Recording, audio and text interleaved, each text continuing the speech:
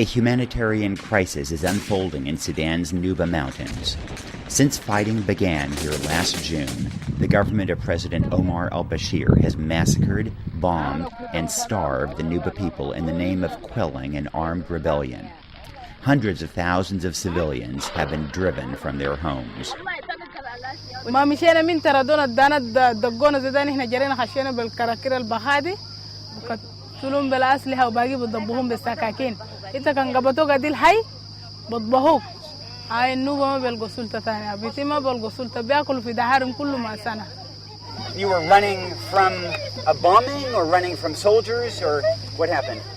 I'm here in a refugee camp talking to Sudanese and hearing horrible stories about government attacks. Ethnic cleansing, mass rape. This is the Yida refugee camp in South Sudan, and the people here are Nubans who've been driven out of their homes in stories that are so reminiscent of what began in Darfur in 2003, 2004.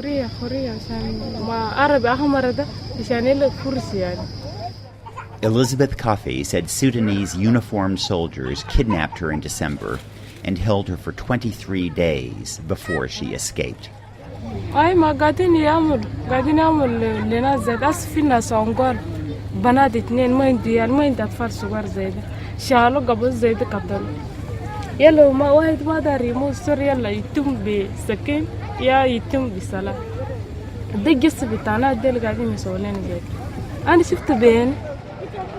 New arrivals appear daily, some having walked for days and many half-starved. The Sudanese government has barred aid workers and journalists from the Nuba Mountains and from the surrounding state of South Kordofan. Sudan wants to conceal atrocities there, and it has been pretty successful at doing so. Are you afraid that Yida will be bombed or not? I decided to slip across the border to investigate for myself what is happening in the Nuba Mountains. We are in Sudan or in South Sudan? We are now entering North Sudan, somewhere along this road. My guide was Ryan Boyette, an American human rights observer who married a Nuba woman and makes the trip often.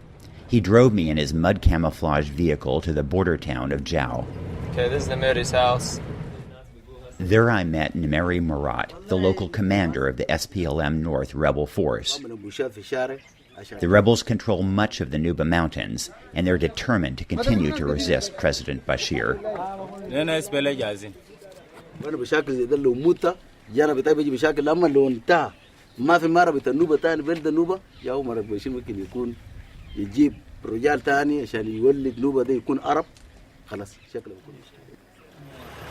The local rebel commander has approved for us to take this road into the Nuba Mountains. He sent an escort to make sure that we're safe from Sudanese soldiers who were not far from that road. You see the tank tracks? Driving north, signs of fighting were everywhere. In November, Sudanese tanks attacked the town of Dar in an effort to close this road, the last lifeline to rebel-held territory. But the rebels fought them off and kept the road open. Oh, is that the family? Yeah. Still, okay. Sudan controls the air and regularly drops shrapnel-filled bombs on these rebel areas. So it fell right here, and then it did that much damage to the truck. As a result, many Nuba have abandoned their crops and thatched huts to seek refuge in the mountains. Near the village of Tabanya, I found many families hiding in caves. And have you been able to farm some land? No?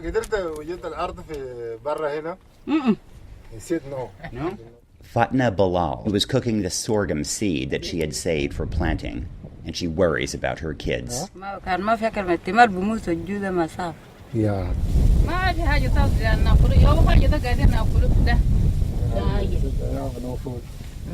Many other families are subsisting only on leaves and nuts.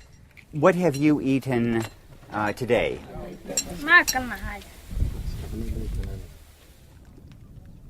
This family appeared to have no food whatsoever.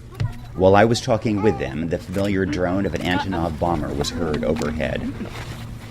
Suddenly, everyone scrambled for cover.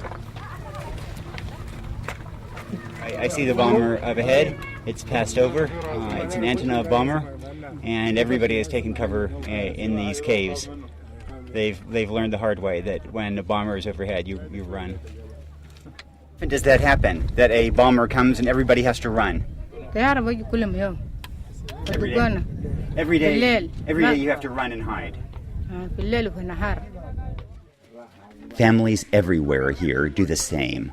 Only some caves offer more protection than others. And this child died of an Antonov bombing, but it was a few months ago, but the family has come in. When a government devours its own people, there are no easy solutions.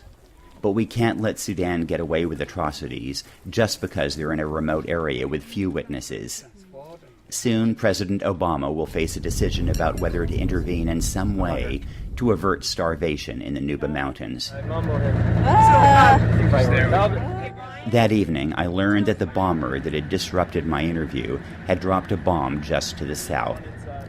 A truck carrying 4 injured people stopped on its way to a clinic 6 hours away.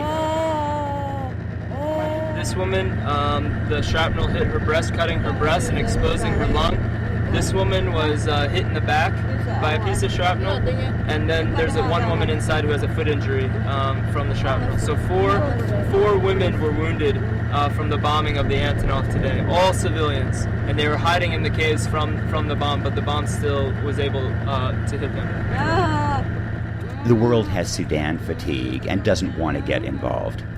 But if we avert our eyes, tens of thousands of people may die of starvation in the coming months. When they're coming, no one knows that they're coming. It's not like a plane where you have time to get down. These things come, and then all of a sudden there's a huge explosion. And every day, some of the world's most impoverished people will encounter 21st century technology by being bombed. I'm hoping that woman's screams will prod our consciences. In the Nuba Mountains, for the New York Times, I'm Nicholas Kristof.